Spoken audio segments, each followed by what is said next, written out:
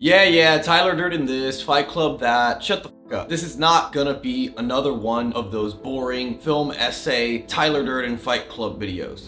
If you're a man in your 20s, 30s, and even your 40s, you are in danger. Danger of low testosterone levels, danger of financial insecurity, and danger of being enslaved by this hyper-feminized and generally cucked world that Tyler Durden from Fight Club was trying to warn us about literally 20 years ago. You don't want to miss out on these points here that I'm about to share with you, because then you will end up like bitch sits Bob, estrogen-filled, phone-addicted, slaves to society. Watching this video could very well be the first step to freeing yourself from that self-induced slavery and getting on track to live a life of true freedom. Even watching this video is programming. The truth is, it is practically impossible to escape programming. This video will give you the programming necessary to make more money, date higher quality women, and have master levels of communication and persuasion in your romantic and personal relationships and friendships. This video is the first step in reprogramming your thoughts and aligning them with the reality you'd like to create for yourself. Like, what is it that you really want out of life? Let's figure it out together right here, right now. This is gonna be a long one. The extent of your slavery and defunct mental programming is so deep that it's going to take some time to deprogram you. So strap in, get your headphones on, listen to this on your drive, at the gym, while you're on your walk, whatever you need to do, go and do it, because it's time to strap in. Self-improvement is masturbation. Now, self-destruction. And then dudes who love the movie are like, yes, thank you, Tyler Durden. Thank you. Now I'm gonna go read this cringy self-improvement book and watch all these cringy self-improvement YouTubers. I'm gonna completely fucking slaughter the sacred cow of self-improvement, because it is a complete waste of time that is actively making you weaker, adding extra unnecessary steps to your journey, and overall making you a lot more fragile and, ironically, even borderline feminine. Here's why. Mastery most often comes from subtraction, not addition. Removing the mistakes, removing the limiters, removing the beliefs and mind viruses holding you back. Identifying what's holding you back and removing it. This is where true mastery and true growth comes from. Self-improvement prescribes you the opposite, and instead, self-improvement wants you to have a 3-hour-long morning routine before you get to work. Here's a thought: just wake up, walk the fuck over to your computer or wherever you get work done, and get the fuck to work. The reason you self-improve is because you want to have your best, most improved self to go out and conquer a task. You're not just self-improving for the sake of self-improving. What's the point of that? Take a boxer, for example. A boxer only is in shape, he only works out, he only trains so he can be stronger, faster, more agile in the ring. A boxer is not lifting weights or training just for the sake of self-improvement, just to get better. He's doing it because he wants to become fucking champion. And this is the problem with self-help and self-improvement. It completely replaces the goal and the destination that got you out of bed and got you started in the first place, and instead replaces it with just endless, more and more continuous self-improvement that you never stop. It's about the journey, not the destination, which is complete fucking bullshit. Because if it was about the journey, then you would never leave and embark on the journey in the first place. It is absolutely, completely about the destination, because the destination informs the journey. Otherwise, you're just running around in circles all day in this self-perpetuating, self-masturbating, self-aggrandizing self-help nonsense. You need to reach a place mentally where achieving your goal, where staying in the same place that you are right now is so painful to you, and not being at your goal is so painful to you, that you must have it. Once you make this mental flip, once you've arrived at this do or die must have mindset, you don't give a fuck if you took your cold shower or you did your 5-minute meditation. You just relentlessly steamroll through your work and get shit done. Let me give you an example to illustrate this point. Last year, I had a concussion I suffered from boxing that lasted longer than 6 months. Honestly, it lasted closer to 9 months. In the first month of that concussion, I had daily headaches, had vision problems so bad that I couldn't drive longer than 10 minutes. I felt noticeably and significantly dumber and spaced out. I had to spend 2 hours a day in physical therapy, and I was in constant pain. Yet that same month, I launched a brand new business that made me $40,000 in revenue the month I launched it. I worked 8 to 10 hour days through the pain and just made it fucking work. No morning routine, no cold shower, no excuse of, oh, well, I'm concussed, I can't do my best work, my brain isn't operating at optimal levels. Do you hear how fucking stupid that sounds? I had a situation, I was stuck in it, I couldn't do anything about it. My brain was literally not operating at peak performance, but my goal, my destination, my desire to launch this new business was so strong that I just fucking showed up and did what I needed to do to hit my goal. You do all of these things, read the podcast, read the books, wake up at 6 a.m., but you often find that none of it sticks. And if it does stick, you quickly end up back at your default state with more problems than you had to begin with. So you start the self-improvement rabbit hole again. Freedom comes from the understanding of where things come from, not the conscious attempt to end them, because once you understand something, it takes all of its power away. Without pain, without sacrifice, we would have nothing. Throughout the film, Tyler intentionally drags people down to their rock bottom. He believes the only way to achieve true freedom is to hit rock bottom, to lose all hope. As he says in the movie, losing all hope was freedom. For example, in a scene in the movie, he tries to drive a car full of people, including himself, off the road and into a ditch. And it's this idea of losing all hope was freedom that I think is really important to think about, because once you lose all hope, you're no longer a slave to your false expectations of reality. You no longer project your wishes, hopes, and dreams onto reality. You see reality for what it is. For a second, in that moment, when you lose all hope, when you're in rock bottom, for a second, you finally have clarity. And that clarity of seeing reality as it truly is. And when that glass shatters, that glass of delusion shatters, that clarity that comes from the shattering from your rock bottom is what allows you to pick yourself back up and ascend. I know personally in my own life, pain is my greatest muse. Every time I've made a massive shift in my life, physically, financially, mentally, spiritually, it's because I was in so much pain. I was in so much fucking pain that my current reality and existence became so unbearable that I could no longer continue living it. At that point, I had no choice but to change.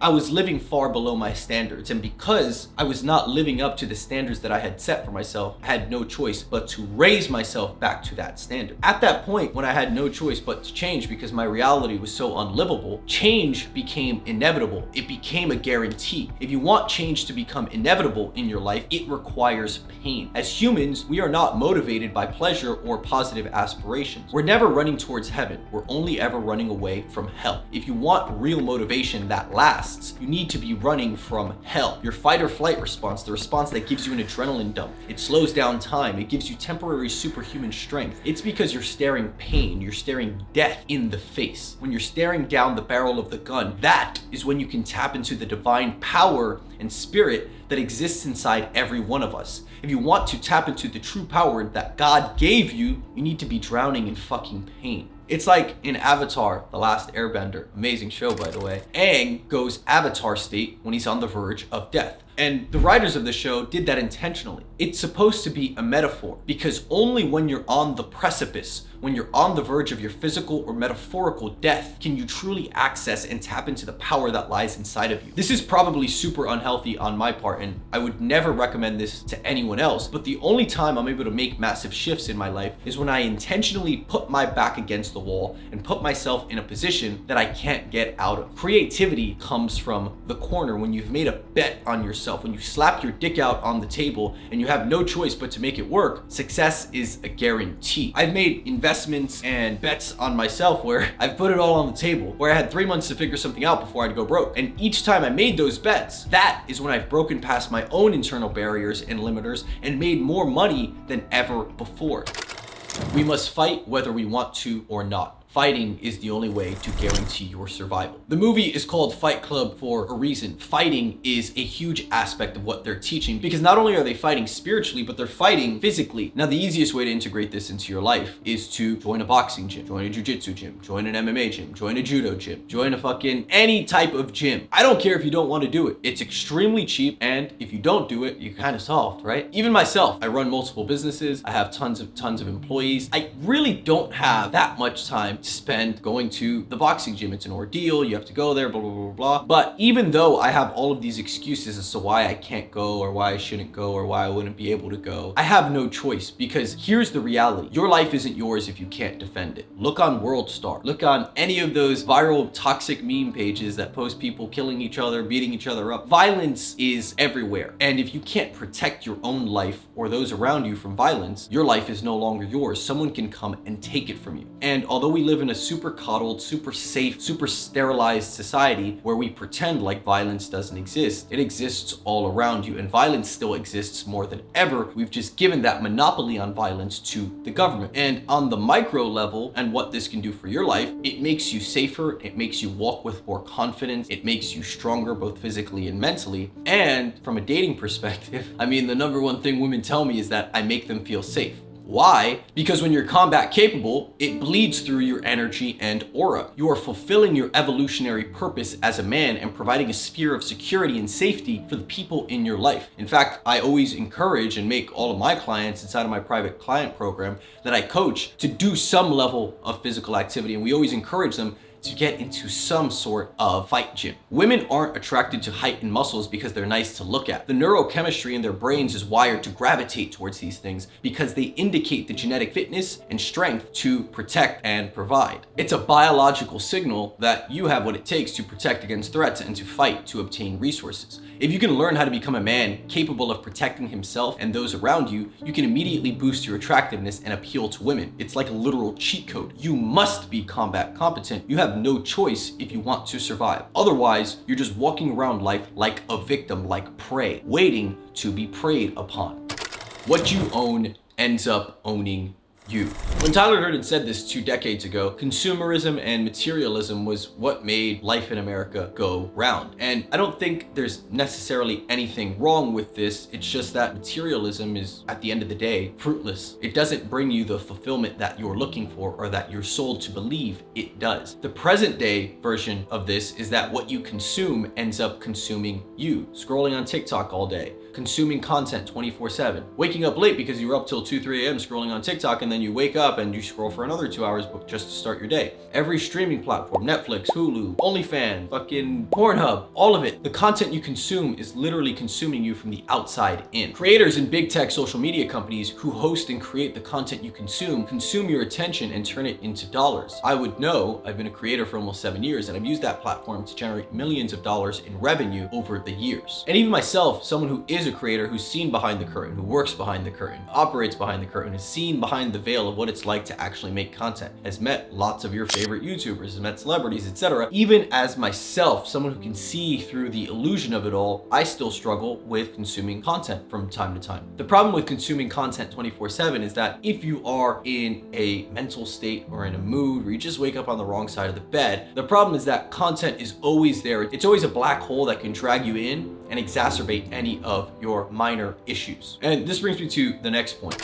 First rule of Fight Club is you don't talk about Fight Club. Stop posting every single thing you do online. Yes, social media is amazing. Social media can be amazing for dating, right? If you set up an Instagram profile when you go out and approach girls in the real world in the 3D, if you only had 2 minutes, a minute, 30 seconds to approach them, if you get their Instagram, you can show and display all of your life value, the value you are as a man with your Instagram profile, and build more trust and comfort than if it was just a phone number. So there are tangible benefits of social media. You can start businesses. You can access all of the world's information. However, the problem with social media is if you get sucked into the validation trap that comes with social media. People chase good feelings, good comments, the goodwill of the people following them and the people on social media. But the problem is that if you leave your reputation, your self-image, and your self-worth up to the people on social media, if you indulge in the good feelings they give you, you're also indulging in the eventual bad feelings that it will give you, because you're ultimately leaving your self-reputation, your self-worth, your self-image in the hands of the mob. And if you let other people define you, if you let social media define you, if they can define you as good enough, then they can also define you, and they also will define you as not good enough. When you leave your self-image and self-worth up to the mob, you're forever at their mercy. So, as Tyler Durden would say,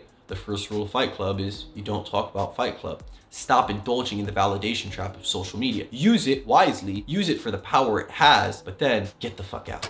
This is your life and it's ending 1 minute at a time. If you're sitting around on your phone, jobless, no women in your life, obsessed with instant gratification, then you're just a loser. There's no other way to put it. You're gonna die having done nothing but consume. Let me ask you this. Have you ever killed an insect? I want you to take a moment right now and think about the last time you stepped on an ant or killed an annoying fly that got into your house. Do you remember it? No, you don't. Because that's how little impact these insects make on our life. Now, if you really stop to think about it and you think about the trajectory that you're on and the trajectory that you've been on, what makes you different from that insect that made no impact? Living a futile and meaningless life only to die in the most embarrassing and insignificant way. The unfortunate and scary reality is that it is entirely possible that we could end up just like that insect in the grand scheme of things. You could argue, there's a good case to say we're just as insignificant. I'll save the existential universe nihilism for another day, but if you want to play the game of life in society, you must add value and move away from a taker's mentality. Chances are, if you're watching this and you don't have the life you want, it's because you have a taker's mentality rather than a value add mentality. Like a parasite, like a leech. You've added no value, you've left no mark, you're quite literally the definition of unremarkable. And deep down, that is not your natural state. Society has pulled you further and further away from that natural state with social media, with constant consumption. constant stimulation. Modern society delays adulthood in favor of extending your childhood. Your grandparents and parents had kids and bought houses in their early 20s. Yes, we can talk about inflation and the economic factors at play, but just for the sake of example and to illustrate a greater point, even though the truth still stands, play along with me. People live with roommates in their 30s. Doing basic everyday tasks is called adulting. Like, wow, paying your taxes, learning how to pay a fucking utility bill, setting up a bank account, paying rent somewhere, buying a place, doing normal, mundane, everyday stuff that people did in the past without even thinking about it is now called adulting, and something people complain about or wave as an accomplishment. Being a normal adult is now considered emotionally taxing and hard. I mean, do I even need to describe why this is a toxic way of thinking that you should absolutely be running like hell away from? It romanticizes mediocrity. And this is by design, because if we romanticize mediocrity and engage in this stupid, relatable culture, we create a mundane and mediocre society. And a mundane, mediocre society, what do they look for? Instant gratification, instant stimulation, constant consumption. Look around. The most common thing people spend hours per day doing is watching other people live life. Your addiction to consumption and content is an addiction and investment in watching other people live life. It's you completely checking out of the game of life, completely walking away from it in favor of watching someone else do it and living vicariously through them. I can't think of anything softer than being addicted to watching other people live life and going through the full spectrum of emotions for someone else. The level of comfort present in the modern day is actively killing your soul and spirit. It's why I constantly throw myself headfirst into uncomfortable situations. It's why Tyler creates the Fight Club, a club dedicated towards eviscerating weakness through discomfort. Because like I mentioned before, discomfort, pain, suffering, all of that is what causes and creates the environment that becomes your hell. The hell that you eventually run away from towards your destination, towards your goal, and towards your mission. And with that, perhaps some of the realizations from this video have caused enough and created enough pain to finally get you moving away from that pain, running away from hell, and running towards heaven. I've given you the keys to freedom, but it's up to you to unlock the door and walk through it. And the sad truth is that most people watching this just won't walk through that door. Most people didn't even make it to the end. This piece of remarkable content will be digested along with the rest of the processed and GMO shit that they consume on a daily basis, only to be diarrheaed, charted out, because everyone has IBS these days because you're consuming nonsense and your gut and your brain is all fucked. But if you've learned anything, let it be that freedom is within your reach. It is right there within arm's reach. And if you want to join an exclusive private members only community to help get you to some of those goals, specifically as it relates to mastering your romantic communication and dating higher quality women, then you can check out my private clients program, which is my coaching program known as the Based Brotherhood. The links for that in the description. And I'm sure you're seeing some stuff on screen of the results we've been able to get for men in their romantic lives. But with that, gentlemen, I will see you very soon.